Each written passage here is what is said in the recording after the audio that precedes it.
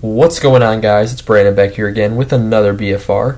So, Game 50 versus the Arizona Coyotes. Yes, we have the board back as well. Game 50 versus the Arizona Coyotes played at 7:30 p.m. on February 10th.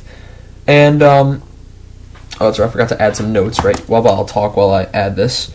So, the Hawks win 4-3 in overtime. Bad.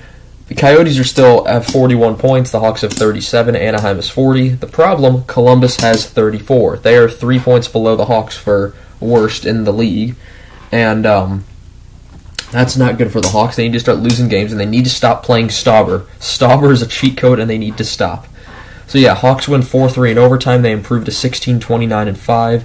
Shots are 44-26 for Chicago. Hits were 27-25 for Chicago. Faceoffs were 28-24 by Chicago. On the power play, Chicago goes 0 for 2. Arizona goes 0 for 2 as well. Stauber saves 23 out of 26. Connor Ingram for Arizona saves 40 out of 44.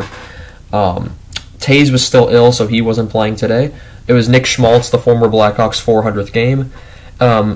Kane, in the revelations about his hip issues that have come out recently,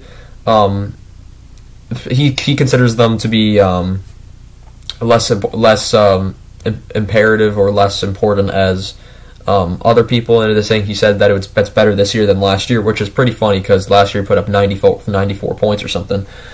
But yeah, Kane, with the comments on his hip, maybe it's why his production hasn't been the best. And also the Tarasenko trades happened, so Kane wasn't necessarily the happiest about Tarasenko going to the Rangers because that was, as he said, this was complete honesty by Kane, that it was one of his destinations, and he thinks that void was filled. Panarin obviously having some connections with Tarasenko, but also having connections with Kane. Tarasenko's the cheaper option, so that's who they went for. It was Black History Night with the Hawks as well, so that's where all the news coming into it. So we get into it in the first, which I'm going to pause real quick and finish writing what I'm doing because I realized I cannot do this at once. Alright, after about 10 seconds, I'm back. So, in the first period, Domi dangles wide, and then at 18:32, on the first shot Arizona takes, it's a goal from Clayton Keller, 19th of the season from Chychrun and Schmaltz to make it 1-0. Kurashev shoots just wide, and then at 7:26, it's an Arizona one-timer goal from Nick Schmaltz, his 12th of the season from Keller and Hayden to make it 2-0. Moser destroys Dickinson with a hit. Kachuk was denied, and that leads to a penalty.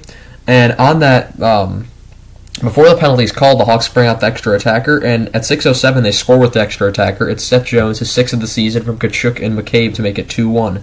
Then at 5:57, 10 seconds later, it's a Chicago penalty to Caleb Jones for tripping, which would be killed.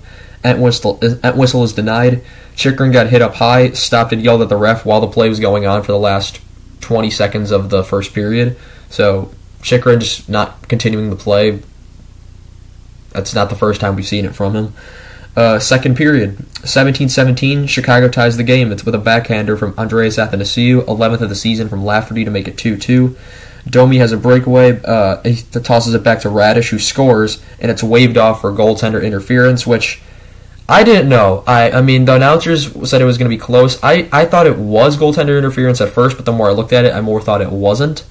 So, I don't know. Not the greatest call. I think they call it no goal. And I don't know. I'm kind of indifferent on it. 5:15, Arizona penalty to Nemeth for holding, which would be killed. Murphy is denied. Coyotes were on their heels. McCabe has a break that's stopped. 3-on-1, Entwistle has a narrow miss. Murphy's denied, and then at 2:25, it's a Chicago penalty to Caleb Jones for holding, which would be killed. Athanasiou's denied shorthanded, and we go to the third, where Stetcher hits the post. Dickinson has a breakaway taken away.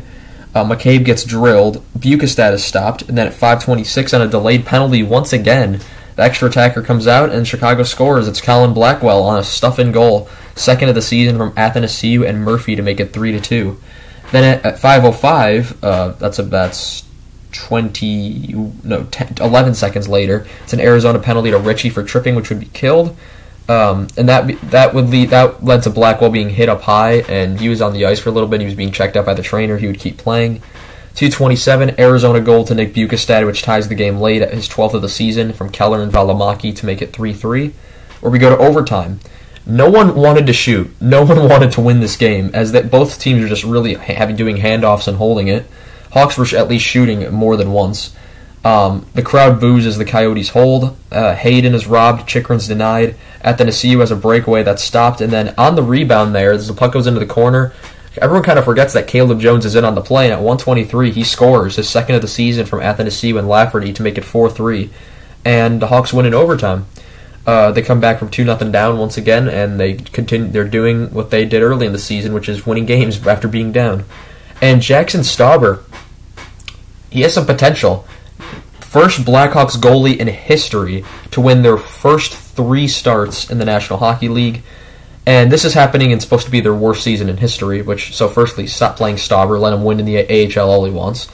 And it's amazing because the Blackhawks have had all these fantastic Hall of Famers. They've had Glenn Hall, Tony Esposito, Chuck Gardner back in the 1930s, if you want to go that far.